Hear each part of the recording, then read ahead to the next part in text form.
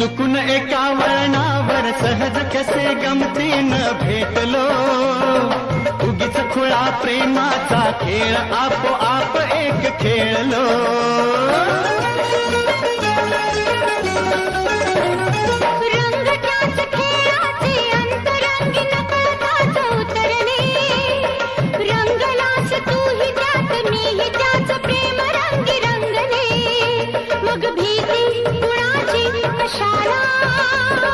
भीती कुणाची कशाला, भीती कुणाची कशाला, अगं भीती कुणाची कशाला.